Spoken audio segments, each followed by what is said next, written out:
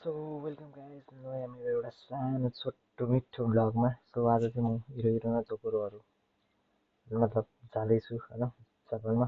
So हेर्न सक्नुहुन्छ बिहान चाँडै उठेको भएर होला मान्छेहरू चाहिँ खासै छैन। जति पनि च्यानलमा नयाँ हुन्छ सब्सक्राइब गरिदिनु होला होइन। सानो सानो च्यानल छ माया राखिदिनु होला।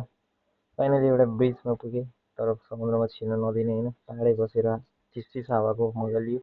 सो त्यही हो हावाको मजा लिँदै मजाले जुत्ता सुत्ता पनि फुकालेर मस्त खुट्टालाई हावालाई होइन सेकाउन लगाएर बस्यो होइन। चट्ट लाएर अनि त्यसपछि आएर गइदिएको क्या होइन। त्यहाँ खानालाई चाहिँ मनाइ छ भनेर ल्याएको थियो एक्लैले खाँदै गएको र सबले हेरिदिरहेको टक्लाएर हेरोस् न हामी नेपाली पनि भन्दै चट्ट पारा देखाउँदै गएको है।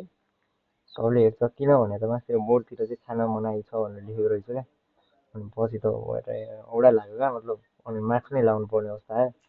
लगाइदिएँ मास्क फेरि चिनेर भित्रै छिर्न दिएन भने त अघि खाँदै आइरहेको थिएँ तल चिनेर भित्र छिर्नु भन्यो भने त भन्दा लाज हुन्छ भनेर अनि चट्ट मास्क लगाइदिएको। अनि फाइनली गेट देखियो ल आइयो जिन्जा भनेर सोचिरहेको थिएँ होइन।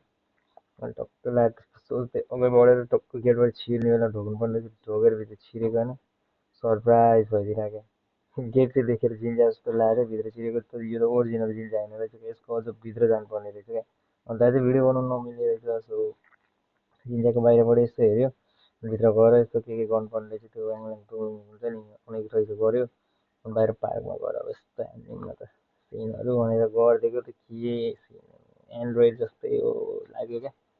अनि त्यसो अलिअलि हान्ने सिन्जीको क्लक टावरको माथिबाट ट्रेन गइरहेको थियो मतलब प्लेन गइरहेको थियो होइन। प्लेनलाई यसो फोकस हानिदिउँ न कति गएको रहेछ भनेर हानिदिएको नहुने क्या राम्रै नदेखाइदिरहेको। अलिक टाढा पुग्छ अनि त्यसपछि जुम हान्छु भिडियोहरूमा त कहाँ कहाँको देखाइरहेको हुन्छ भनेर सोचिरहेको थिएँ। अनि सट्ट जुम हानिदिएको होइन के गयो देखाउनु फोकसै हिल्दिरहेको। अनि फर्किने बेलामा काममा जानुपर्ने थियो। सो त्यति बेला चाहिँ रात टोक्यो आमामाथि स्टेसनको माथिबाट हिँडेर गइरहेको थिएँ। अनि देख्न सक्नुहुन्छ तपाईँहरूले मस्त त्यहाँनिर ट्रेन आइरहेको रहेछ क्या। आज यसलाई दामी निकाल्छु कस्तो निकाल्छु भने त अनुहारै घुम भइरहेको रहेछ क्या। सो त्यही हो यस्तै यस्तै गरेर म चाहिँ दिनहरू बिताउँछु होइन।